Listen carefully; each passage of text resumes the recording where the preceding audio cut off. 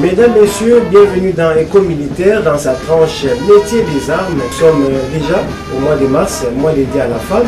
Et puisque nous sommes dans ce mois dédié à la femme, je ne suis pas seul, je suis accompagné de mes deux consoeurs. Il s'agit de Jackie Lunda et Bertina Massika. Bonjour Bertina. Bonjour confrère. Bonjour Jackie. Bonjour chers confrères. Aujourd'hui nous allons parler d'un sujet très important. Il s'agit du comportement des militaires face aux intérêts supérieurs de la nation. Alors pour décortiquer ces sujets, nous avons invité pour vous le général de brigade Batabombi Apanza Jean-Daniel. Il est le commandant SIFA adjoint en charge des opérations et renseignements. Il faut rappeler aussi qu'il est détenteur d'un diplôme des hautes études des stratégies de défense à Chest. Il est aussi détenteur d'un titre en master exécutif en sécurité internationale management. Et il a occupé plusieurs fonctions au sein des services de communication, d'information des FARDC SIFA. Il était d'abord chef d'état-major de ces services et ensuite il fut le commandant second chargé de l'administration et logistique pour arriver aujourd'hui à ces postes qu'il occupe comme le commandant adjoint en charge des opérations et renseignements. Et aussi, il faut rappeler, il faut le préciser que le général Batabombi il fut également déployé plusieurs fois sur les terrains comme commandant des opérations. Avec lui, nous allons de ces sujets que nous venons de vous présenter. Bonjour mon général. Bonjour mesdames, bonjour messieurs les chevaliers de la Plume. Bonjour à toutes les mamans congolaises, parce qu'aujourd'hui c'est la journée dédiée à toutes les femmes du monde en général et en particulier celle de la République démocratique du Congo dans le cadre de la reconnaissance et la promotion de leurs droits. En tout cas, je les salue en tant que partisans de l'égalité du genre au sein de nos forces armées. Oui, mon général, nous revenons à vous tout à l'heure, le temps d'expliquer le contexte dans lequel nous organisons cette émission à ces jours. Et ça fait depuis 25 ans que la République démocratique du Congo est agressée dans sa partie est, et notamment avec des agressions multiformes, exogènes et endogènes, et organisées de l'intérieur comme à l'extérieur. Alors cela maintient une insécurité totale dans la partie est de la République démocratique du Congo, ce qui fait que les Congolais ne peuvent plus, ne savent plus à quel s'insécuriser. Voilà pourquoi les FARDC comme étant une structure, ou bien l'armée congolaise comme étant les seuls remparts pour défendre ses intérêts nationaux et aussi défendre la souveraineté nationale et internationale de la République démocratique du Congo. Et le seul rempart de défendre l'intégrité du territoire national. C'est l'essentiel d'abord de tout ce que nous allons échanger autour de cette émission, le comportement du militaire face aux intérêts supérieurs de la nation. Je reviens au niveau général, puisque nous parlons des intérêts supérieurs de la nation. Pouvez-vous d'abord nous dire quels sont les intérêts fondamentaux d'une nation? Merci pour la question. Je voudrais plutôt commencer par définir ce qu'on entend par intérêt.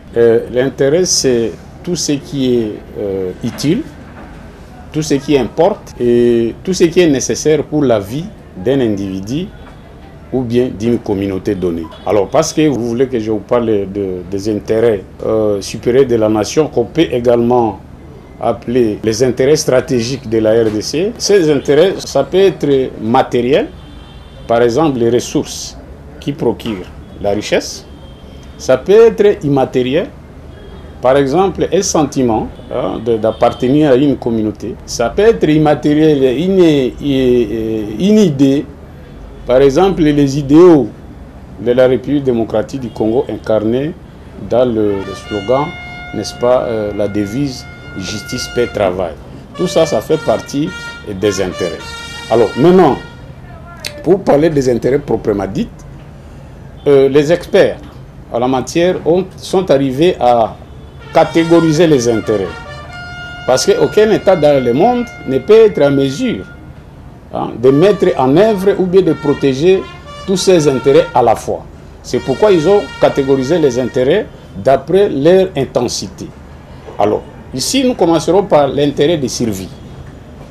L'intérêt de survie ici, c'est lorsque l'état physique d'une nation est mis en péril suite aux attaques ou menaces des attaques par des forces étrangères. Et même des attaques au niveau des forces nationales. Et ça, c'est l'intérêt de survie. Et là, pour le deuxième cas d'intérêt de survie, c'est aussi l'intangibilité du territoire et les frontières.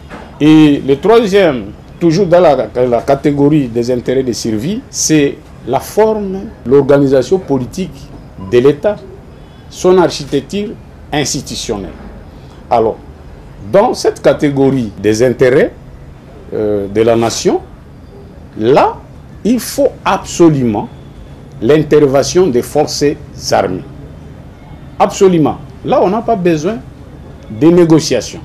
Là, on va directement en guerre contre cette agression.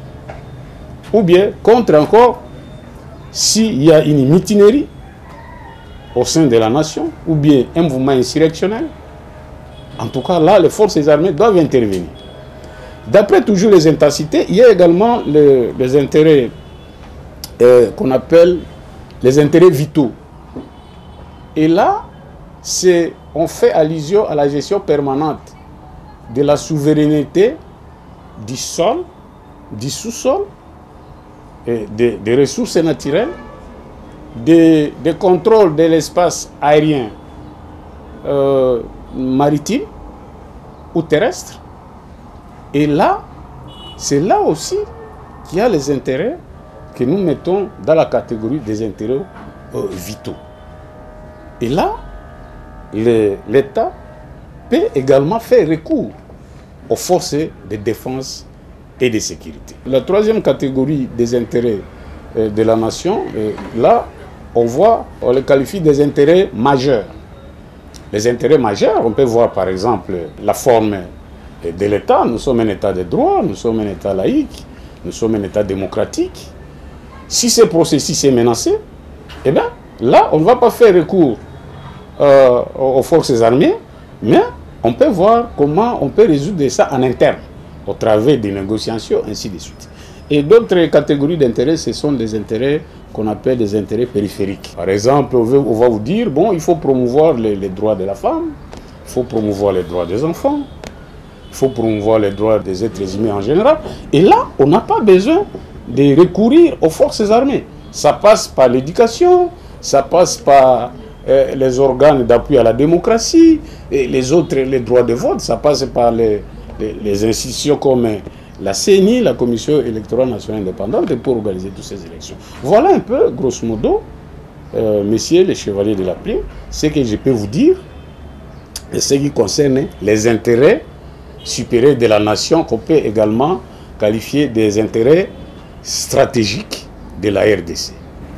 Puisque nous y sommes déjà, il y a ces intérêts-là, c'est une question par rapport à ces domaines. Vous avez parlé des intérêts de survie. Nous avons, au début de cette émission, nous avons expliqué qu'il y a eu plus de 24 ans, déjà depuis que la RDC est agressée. Ce sont ces intérêts-là dont vous venez de parler, qui sont menacés déjà. Alors, comment la population peut être à ce niveau ici, sensibiliser pour savoir que nous sommes menacés, ou la République démocratique du Congo, savoir que nous sommes menacés et chercher à défendre ces intérêts-là. Je voudrais d'abord définir ce qu'on entend par intérêt. Intérêt, c'est quelque chose qui importe, ce qui est nécessaire, ce qui est utile à la vie d'un individu et à la vie d'une communauté donnée. Au moment où nous vous parlons, la RDC est agressée. Toute la population, à tous les niveaux, des institutions. Tout le monde est menacé. Tout le monde est en insécurité au niveau de la partie orientale. Les mamans ne font plus leur chant. Les enfants ne vont plus à l'école. Les jeunes filles sont violées, enlevées. On cherche à saboter l'autorité de l'État pour piller les ressources. Et là, automatiquement, parce que les intérêts, la classification des intérêts dont je viens de vous expliquer tout à l'heure, trouvent leur légitimité dans la Constitution du 18 février 2018. C'est clair là-dessus. Et donc, même la Constitution donne le pouvoir à tout individu de porter sa part lorsque les intérêts de survie, les intérêts vitaux de la nation sont en péril. C'est l'article 63 de notre Constitution. Donc, c'est tout le monde qui doit se mobiliser à tous les niveaux. Et l'État dispose des instruments du pouvoir pour annihiler toutes ces menaces, je voulais dire. Alors, en quoi consiste d'abord la protection de ces intérêts fondamentaux ou bien les intérêts supérieurs de la RDC? Il faudrait que la population, comme vous venez de dire, se mette sur la route ou bien vienne à l'état-major général demander d'aller, comme nous l'avons entendu chanter quelque part, donnez-nous les armes, nous allons entrer au Rwanda parce qu'il s'agit de M23. Non, ça ne se fait pas comme ça. Lorsque les intérêts supérieurs de la nation, notamment relatifs à la survie de la nation, est menacé par des attaques ou menaces d'attaque, l'outil premier à recourir, ce sont les forces de défense et de sécurité. Parce que ce sont ces forces de défense qui ont la mission de la défense de l'intégrité du territoire et les frontières. Voyez. Et même si les intérêts vitaux sont menacés. Et donc, lorsque ces intérêts sont menacés, il faut mobiliser tous les instruments du pouvoir. Les instruments du pouvoir, 1, vous allez voir les forces de défense et de sécurité. 2, vous allez voir les instruments diplomatiques. 3, vous allez voir les instruments des droits. Hein, là où les gens vont dire, on a violé le droit international humanitaire, tout ça. Et les magistrats, les avocats vont faire leur travail, chacun dans son domaine.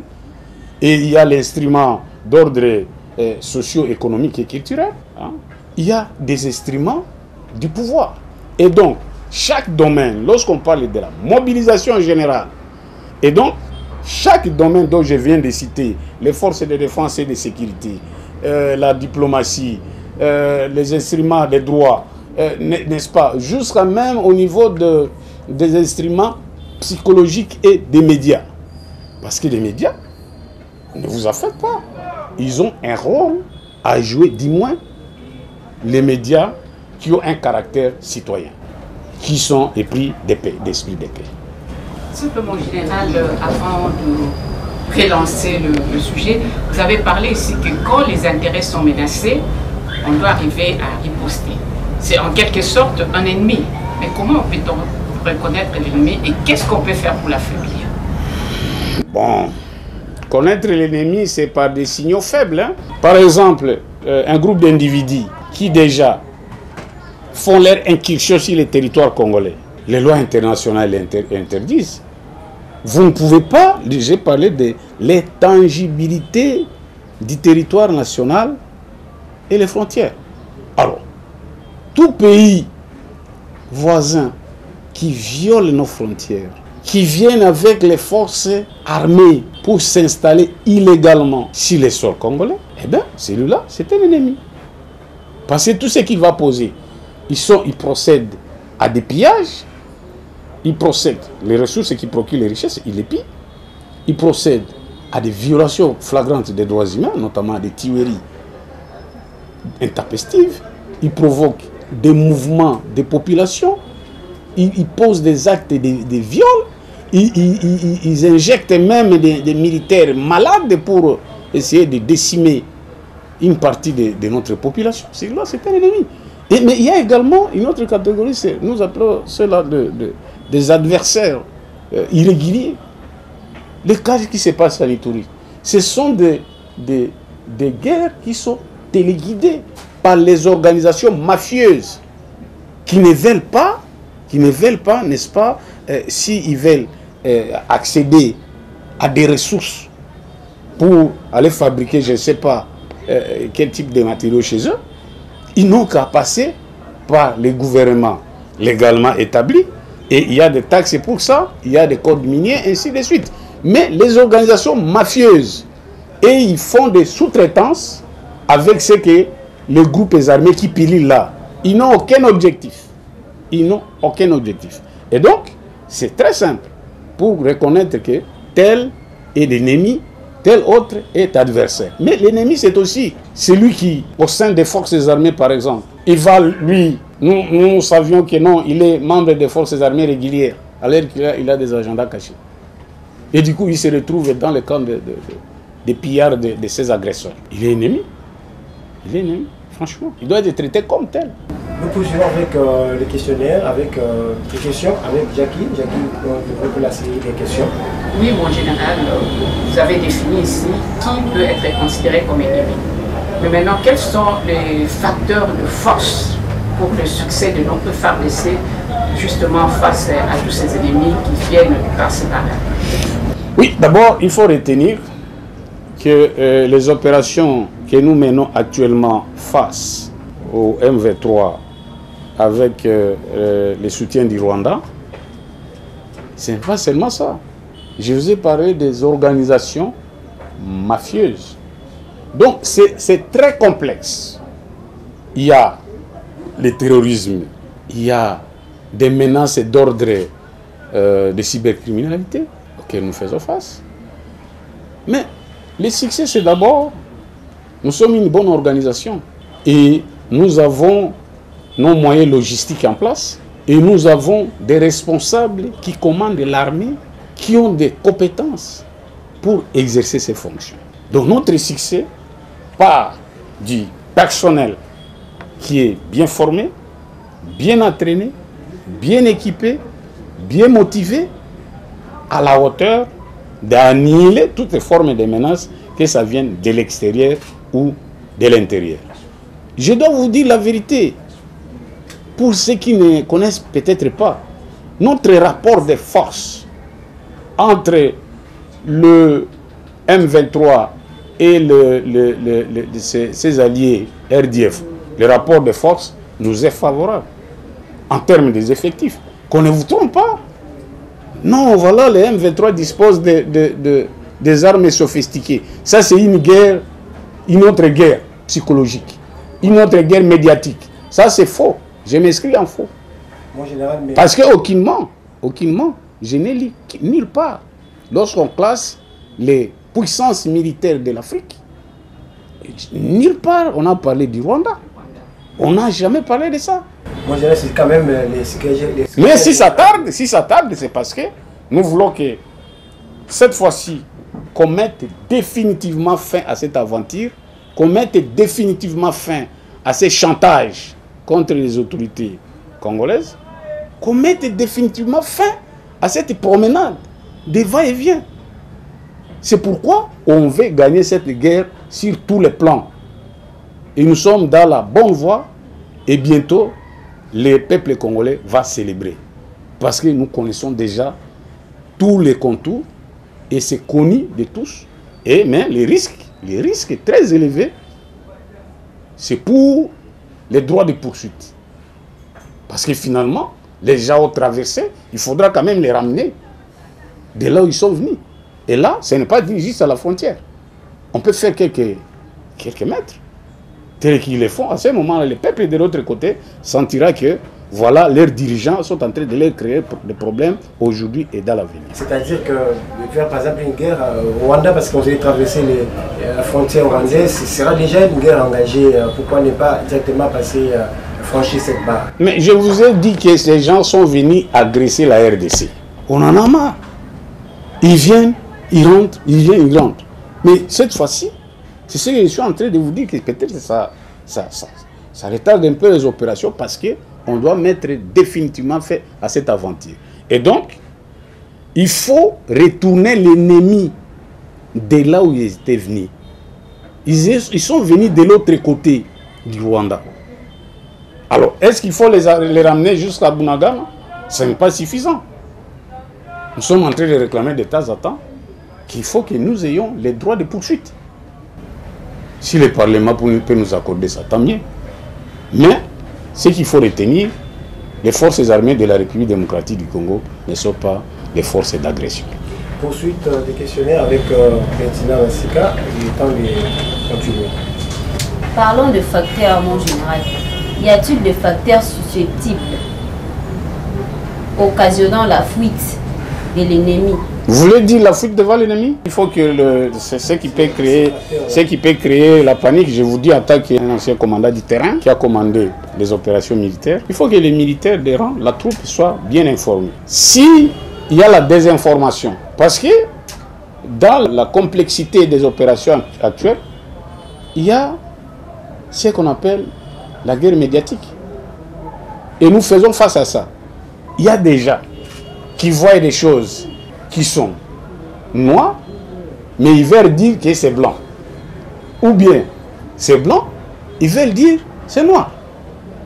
Voilà. Je vous donne un exemple datant. Un militaire qui se trouve dans sa trachée de communication, un média, un journaliste des médias occidentaux, il vient, il lui tend le micro. Monsieur, est-ce que depuis le matin tu as mangé? Le militaire lui dit, pas encore, mais les repas, on est en train de préparer. Alors, il transforme ça, il dit, non, les militaires congolais ne mangent pas. Voilà un peu des choses comme ça. Et c'est la même chose lorsque les gens ont commencé à chanter. Vous savez, la peur est humaine. La peur est naturelle. Quelqu'un peut avoir peur. D'ailleurs, un vrai combattant, c'est un peureux.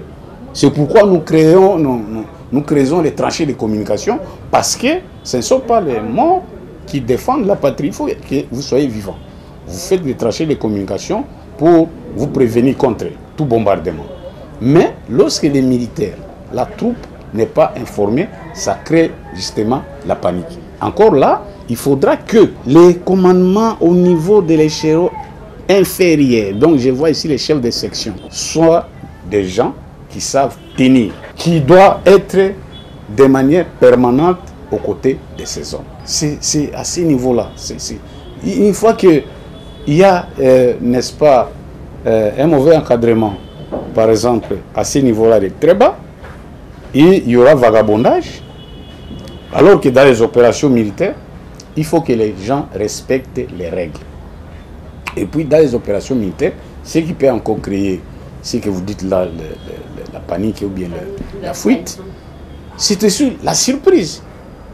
Si l'ennemi surprend la troupe, et là c'est compliqué. Et lorsque les militaires sont engagés aux opérations, normalement, on ne peut pas subir une surprise. Parce que vous êtes à la guerre, le temps de manger est réglementé, il n'y a même pas le temps de dormir, le temps de se laver, on n'en a pas besoin. Parce qu'il faut d'abord combattre. Tout est réglementé. Mais les gens qui font des vagabondages, oui, des brebis galaises, parfois ça arrive, mais les cas vraiment de fuite devant l'ennemi, au niveau de nos forces armées, on n'en enregistre pas. Mais puisque vous avez parlé de certains problèmes, notamment manque d'information et consorts. Non, moi je n'aime pas parler de manque d'information. Non, moi j'ai parlé d'information. Voilà. Alors l'information, ce qui fait que ces gens commis sur les champs de bataille ont suffisamment d'informations adéquates pour maintenir face à... Parmi les facteurs, il y a aussi peut-être des jeunes qui n'ont pas assez d'expérience, qui sont peut-être sur le terrain. Oui, l'expérience, ça s'acquiert au fur et à mesure, mais au moins, tout militaire qui est formé, donc l'objectif premier, c'est d'aller combattre, c'est la guerre. Qu'on ne vous trompe pas, c'est qu'on va au centre, c'est pour apprendre à combattre. Mais ce que je voulais souligner ici, en termes d'information, aujourd'hui, nous faisons face à la guerre de ce qu'on appelle la guerre de l'information, notamment à travers l'Internet, qui brise totalement les frontières. Brise les frontières, et au stade actuel, il n'y a pas de garde-fous qui sont en place. Le militaire qui est engagé au front, il a sa petite radio, il a son téléphone, eh bien, le tout, ce flux des informations, ça tombe dans son téléphone.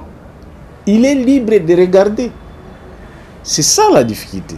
C'est pourquoi, pour contenir ce genre de risques, la hiérarchie au niveau du chef d'état-major général des armées ne cesse d'interdire l'utilisation des téléphones Android, des téléphones iPhone dans les champs des opérations. Et un militaire discipliné, quel que soit les rangs et grades, c'est un ordre qu'il faut respecter. C'est là où nous allons continuer à marteler et à mettre des mécanismes. Ce n'est pas dire que si le militaire est engagé au front, il n'a pas le droit de communiquer avec sa famille. Mais il faut mettre des dispositions de sorte que, voilà, dans un X temps, on peut avoir c'est faciliter de permettre aux militaires de communiquer avec sa famille. Mais les militaires n'ont pas cette opportunité, n'ont pas ce droit d'utiliser les appareils Android, des téléphones lorsqu'ils sont engagés dans les opérations, parce que ça donne beaucoup de risques pour la conduite des opérations, pour la sécurité de la défense et la sécurité du pays.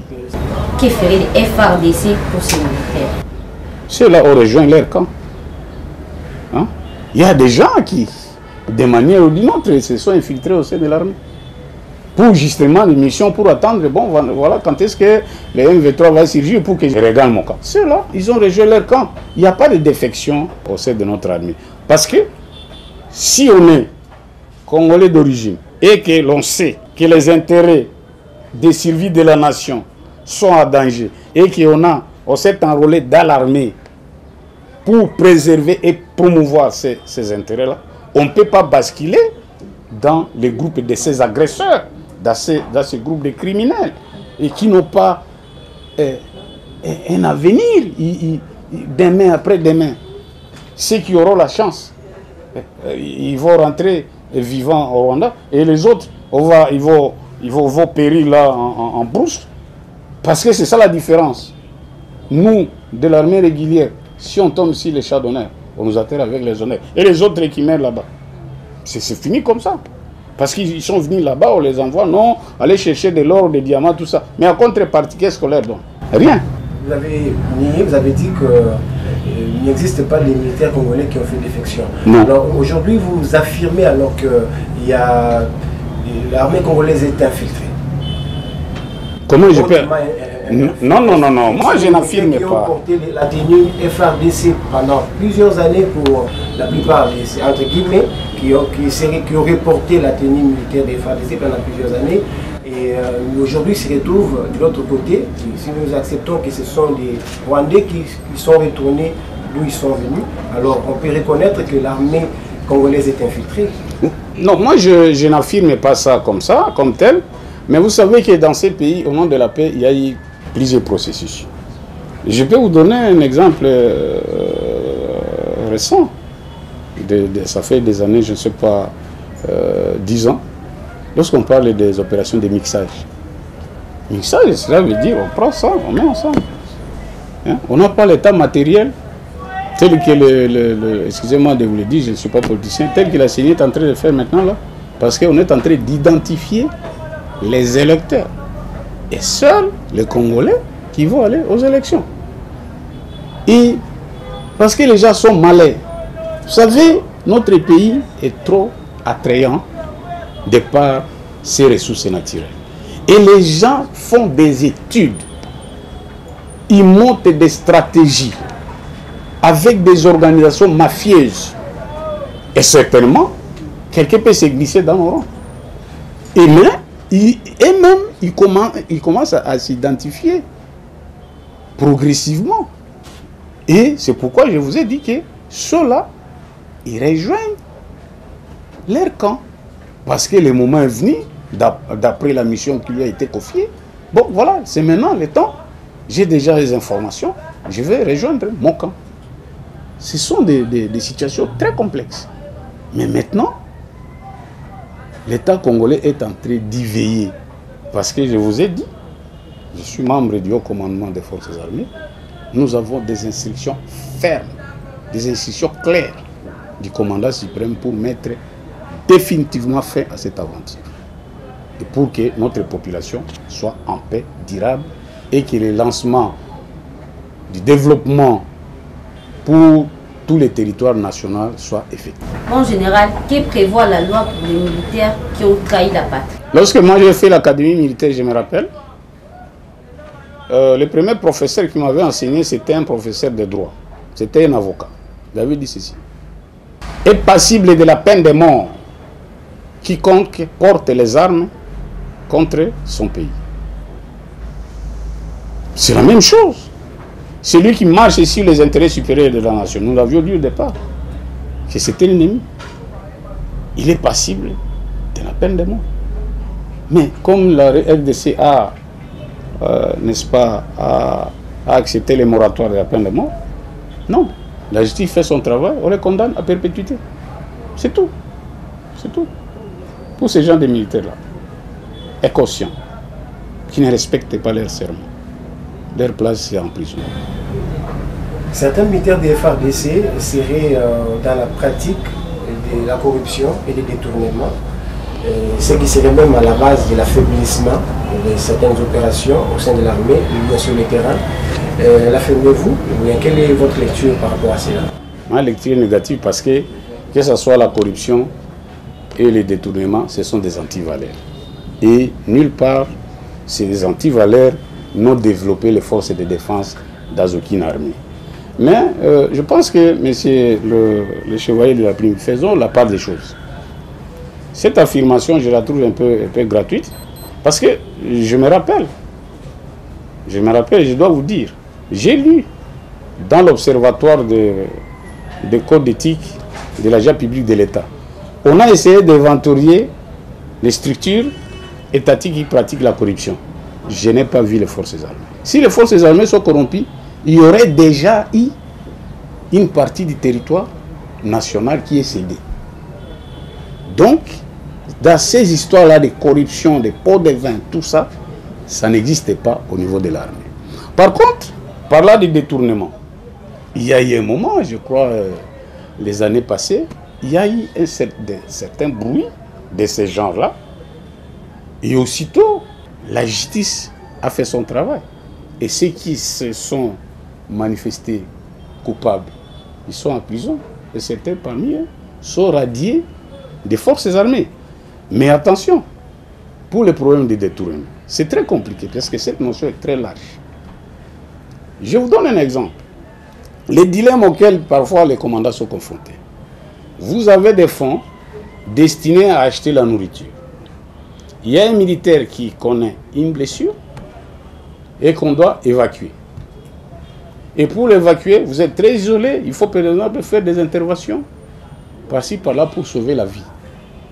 Vous touchez sur cet argent qui était destiné à l'achat de la nourriture. Vous touchez cet argent pour sauver la vie de ces militaires, peut-être qui est malade. Vous avez détourné. Écoutez, on vous a donné de l'argent pour acheter les fournitures du bureau. Mais cet argent, vous faites encore une intervention parce que, voilà, il y a un militaire qui a piqué une crise à votre présence. Vous êtes dans un milieu isolé, il faut chercher de voir un moyen pour les rapatrier. Vous utilisez cet argent, ce n'était pas destiné pour les problèmes de soins et de santé, c'était pour destiner à la fourniture des bureaux, les objets pour la fourniture du bureau, j'aimerais dire, vous aviez détourné. C'est pourquoi avec la nouvelle équipe, mise en place par l'autorité suprême, qui est dirigée par le lieutenant-général Chiwewe Songesa Christian, avec ses adjoints et l'état-major, ces bruits-là, on ne les sent plus. Parce que le chef MG, il est clair là-dessus, il est ferme, et il a un suivi rigoureux. Et je vous informe que dès lors qu'il a accédé à son commandement au niveau de l'état-major général, toutes les batteries sont activées pour mettre en place la culture de redevabilité. Les fonds sortent, il y a un audit a priori pour voir réellement si les fonds sont arrivés à la destination. Ça se passe au niveau du ministère de la Défense. Et au niveau de l'état-major général, le chef d'état-major général dispose d'une cellule d'audit interne. Ça s'est fait. A posteriori, donc après utilisation des fonds, l'inspecteur général des FARDC, il fait son travail.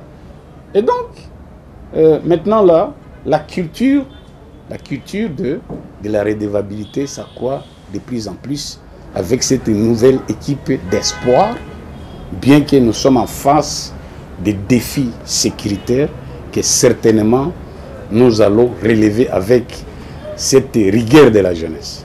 Puisque ce sont des faux bruits, justement, il y a certains médias et réseaux sociaux qui diffusent, qui sont en train de diffuser des fausses informations. Parfois, ce sont des informations qui sont à la portée de tout le monde. Et quelle attitude les militaires doivent prendre face à ces informations diffusées jour et nuit qui ne sont pas, qui ne viennent pas des FARDC, qui viennent des tierces? Bon, les médias, les journalistes ne sont pas des ennemis, ne sont pas des amis, ce sont des intermédiaires pour, n'est-ce pas, mettre les informations à la disposition du public. Mais les FARDC comme organisation professionnelle disposent d'un service de communication et d'information des forces armées. La seule structure habilitée à partager des informations fiables. Et tout ça sous la direction, sous les vigilants du chef d'état-major général des armées.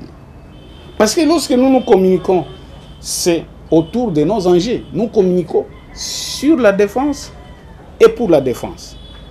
Et autour de 3 enjeux.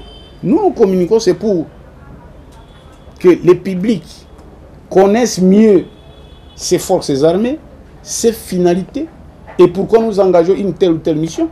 C'est pourquoi nous communiquons, c'est ça notre premier enjeu. Deuxième enjeu pour notre communication et information, c'est pour garantir la cohésion au sein de nos forces armées. C'est ce qui fait la force. De temps en temps, il faut véhiculer les valeurs militaires au travers des informations régulières que les gens suivent à la radio et à la télévision. Et le troisième enjeu de notre communication, c'est pour crédibiliser les efforts de nos forces armées qui sont sur le terrain. Tout ce qui se passe, l'opinion doit savoir.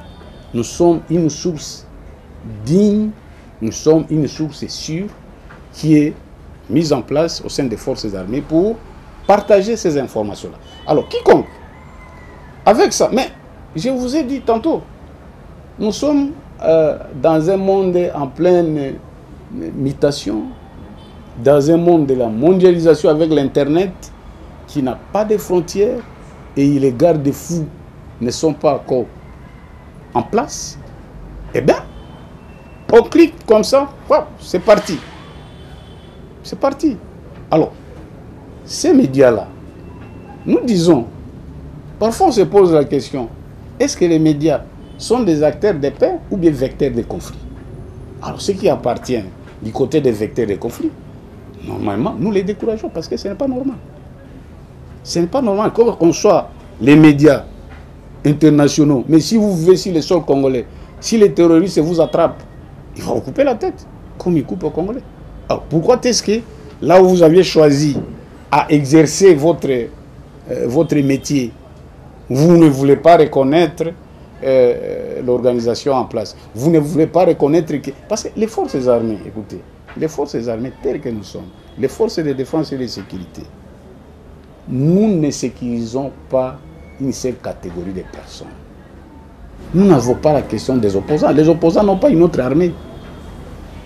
Lorsque nous faisons la sécurité, tout le monde qui est au nord, qui vous cite que partout à Ituri là-bas, opposants, majorité, je ne sais pas, le pouvoir, tout le monde a droit à la sécurité. C'est pourquoi lorsque l'État est menacé, tel que l'intérêt de survie est menacé, en réalité, l'opposition ne devrait pas se faire à ce sens-là. Il faut plutôt donner des idées constructives pour qu'on boute d'abord, hors d'état, de l'État congolais, l'ennemi qui menace. Parce que lorsque l'intérêt de survie est menacé, les autres intérêts, ça ne valent rien. Comment vous allez prétendre, lorsqu'une partie du territoire est occupée, il y a de l'or là-bas et des diamants, comment vous allez jouir de ces biens-là? C'est difficile. C'est pourquoi lorsque l'ennemi est en face, tout le monde devra se mobiliser, chacun dans son petit domaine, pour contribuer à chasser cet agresseur. Et de l'autre côté, ceux qui tirent les ficelles pour les frères congolais de Tanganyika et de l'Ituri, c'est aussi le moment de taire les armes. Parce qu'ils n'ont aucune revendication légitime face à l'État congolais. Mon général, moi je vous rattrape là-bas, vous avez été commandant chef d'état-major du CIFA et nous voulons connaître le rôle du CIFA, c'est de pouvoir répandre l'information vraie. Comment se passe votre coordination pour atteindre les militaires qui sont au front et ceux qui sont en train de divaguer par-ci par-là? Non, vous savez, dans ce monde, on ne peut pas évoluer dans l'autarcie. Nous sommes une structure, bon, c'est fini comme ça. On ne peut pas évoluer en vase clos. Nous établissons d'abord, à l'interne, nous avons des porte-paroles au niveau de tous les secteurs opérationnels. Nous avons des directeurs au niveau des régions. Nous avons des coordonnateurs au niveau des zones de défense. Et au niveau des académies militaires, au niveau des bases militaires, nous avons également des répondants là-bas. Mais en plus de cela, l'initiative a été prise par les CIFA pour créer des partenariats avec d'autres médias partenaires. Avec cette interaction, nous interagissons avec ces médias partenaires. Lorsque nous avons la matière, nous avons des données, on partage avec eux et ils font les relais. Que ce soit au niveau de la radio et qu'au niveau de la télévision. Et d'ailleurs, nos initiatives s'accroissent davantage. Parce qu'aujourd'hui, je vous informe, et vous êtes au courant que à Ituri, nous disposons d'une radio-télévision. Et à Beni également. Et ça va s'étendre au niveau de Minembwe, au niveau de Nyunzu, Kalemi, territoire donc partout là où nous sentons qu'il y ait un relais pour la pacification à travers nos émissions radio, télévisées et diffusées. Donc nous travaillons à la fois au travers les porte-paroles. Ils relaient ce qu'il faut le faire, ce qui est sur le terrain, et ils nous envoient ici. Nous travaillons également avec, je vous ai dit que nous avons des répondants, surtout pour les médias en ligne, même pour la presse écrite. Donc il y a des stratégies qui sont mises en place. Justement, mon général, vous avez ici condamné l'utilisation de téléphones Android. Or, le matériel, l'outil le plus utile pour le journaliste qui est au front, c'est d'être en communication à travers son téléphone. Alors, comment est-ce que vous contrôlez l'utilisation de ces téléphones pour ne pas permettre aux opérateurs de médias, tous, que ce soit techniciens, journalistes, caméramens et tout consort, de ne pas abuser des objectifs qu'ils doivent atteindre au sein des forces armées? Oui, mais d'abord, ceux qui sont là, les photographes, les caméramens qui sont engagés dans les opérations, ils ont des directives, ils sont mandatés et ils savent pourquoi ils communiquent. Je vous ai dit, c'est autour de 3 enjeux. Alors, ils ont des instructions claires. Ils ne peuvent pas diffuser une image sans l'accord du chef d'état-major général des armées. Je dis bien le chef d'état-major général. Je ne parle pas du commandant secteur. Je ne parle pas du commandant brigade. Je ne parle pas du commandant région. L'image issue dans les opérations militaires doit avoir l'aval, la décision de sa diffusion du chef d'état-major général. Même si nous recevons ici, nous amenons auprès du chef d'état-major général qui va apprécier la pertinence et l'opportunité de la diffusion de cette image. Mais ce que je condamne, c'est l'utilisation abusive des réseaux sociaux par les membres des forces armées. Si moi, je suis à la maison, j'ai un autre téléphone que je vais communiquer avec ma famille, avec mes amis, mais il n'y aura pas d'information militaire là-dedans. J'ai des collègues avec qui j'ai fait les universités. Je dois communiquer avec eux. Je ne dois pas, avec les galops ici, ça fait plaisir de prendre une photo, tout ça. Mais attention, moi j'ai dit aux gens, ne brandissez pas ma photo dans les réseaux sociaux. Ça ne sert à rien. Est-ce que les civils ont besoin de savoir comment les militaires se sont déployés sur le front? Les civils ont besoin de savoir comment on a fait les tranchées de communication, combien de bombes on a tiré aujourd'hui, tout ça. Les civils ont besoin de la restauration de la paix et le développement. Alors, ça ne sert à rien. Aujourd'hui, vous commencez à faire des démonstrations. Non, ça, ce n'est pas professionnel, c'est pourquoi on interdit ça. Mais pour les gens qui sont mandatés, il y a des voyages de presse qu'on effectue avec des journalistes et nos partenaires. Non répondants, on les fait avec des consignes particulières. Ces images-là ne doivent pas être diffusées sans l'autorisation du chef d'état-major général des armées, le lieutenant-général Chiwewe Songesa Christian. Et c'est ça, en militaire discipliné, nous sommes astreints d'obéir de manière inconditionnelle à cette consigne. Oui, mon général, nous vont déjà à la fin de cette émission. Quel est le rôle des CIFA dans tout ceci, donc par rapport à la diffusion de ces informations? Parce qu'il y a des médias qui aimeraient aussi participer à cette campagne de sensibilisation ou diffuser des bonnes informations, parce que chaque jour, des fausses informations, des fake news qui circulent. Alors les médias qui voudront par exemple relayer les informations des FARDC, comment CIFA, Service Habilité, s'organise pour ça? Ils n'ont qu'à recourir à nos plateformes. Je vais autoriser au chef du département NTIC de mettre ces plateformes. Nous sommes sur l'Instagram, nous sommes sur YouTube, Facebook. Les informations sont là de manière régulière. Ils n'ont qu'à y aller et piquer ce qu'ils veulent.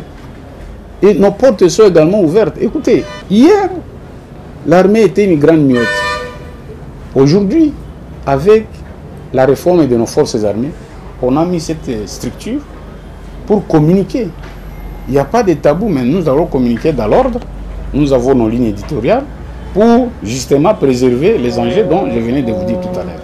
Et donc, pour des médias qui veulent avoir des informations fraîches de terrain, ils n'ont qu'à consulter nos sites qu'on va certainement mettre au tableau et de nous approcher. Et nous également, nous organisons des briefings de presse. Et toute la presse, sous la coordination du ministre des Communications et des Médias, est invitée là-bas. On met les dossiers de presse à la disposition de tout le monde.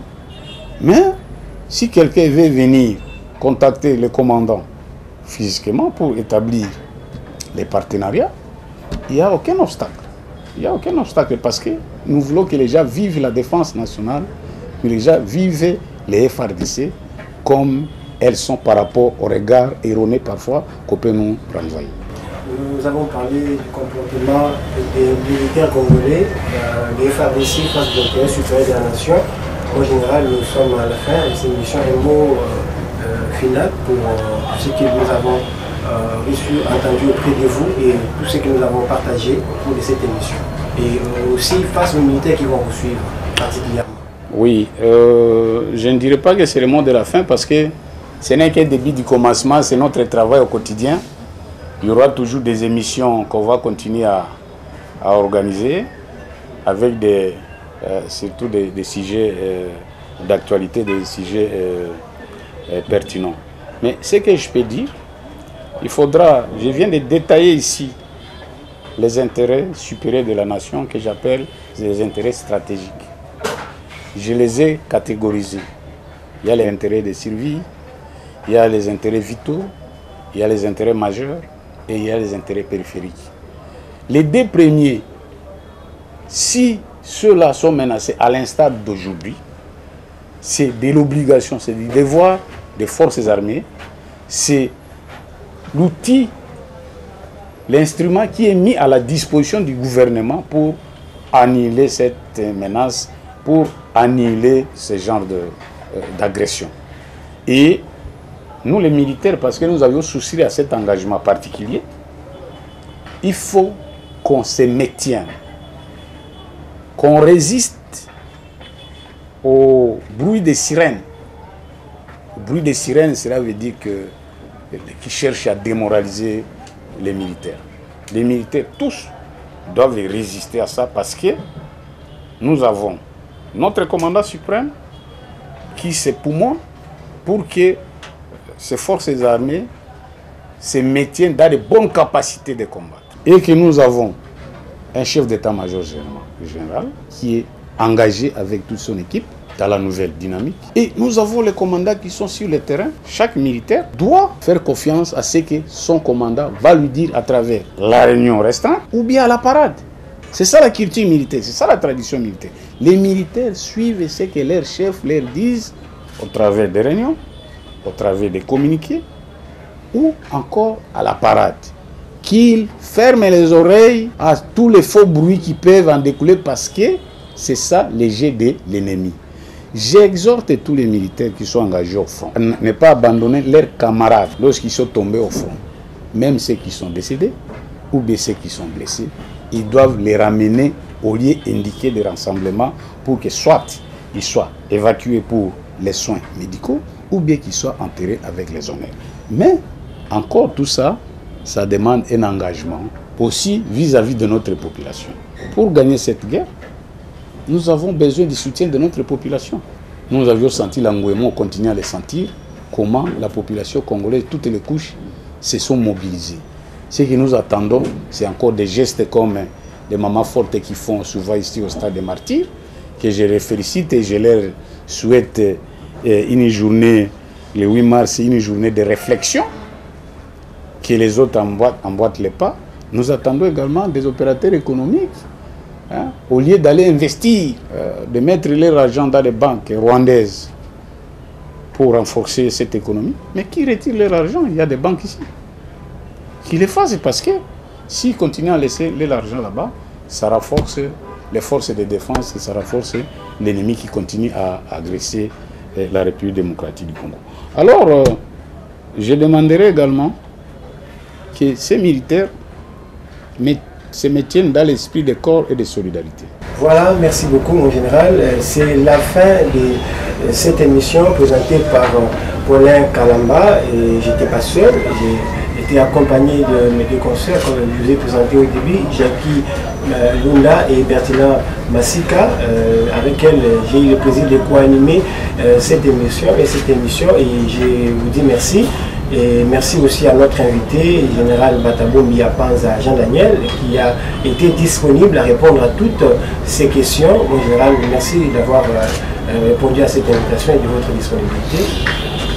Moi, je vous remercie, mesdames, messieurs les chevaliers de la Prime, pour m'avoir donné l'opportunité, avec espoir que, voilà, à très bientôt, nous allons encore organiser davantage ce genre d'émission pour, n'est-ce pas, sensibiliser à la fois nos militaires qui sont engagés au front et qui sont en garnison, et à la fois notre population, qu'elle puisse continuer à soutenir ces forces armées. Merci beaucoup. Je rappelle que le général Batabondi est le commandant adjoint du CIFA en charge des opérations et renseignements. C'est notre invité de ce jour. Nous avons parlé avec lui autour du sujet comportement des militaires de FARDC face aux intérêts supérieurs de la nation. Il a décortiqué, montré les intérêts de survie, les intérêts qu'il faut protéger, qu'il faut sécuriser. C'est l'essentiel de cette émission que nous venons de déterminer. À la prochaine et au revoir.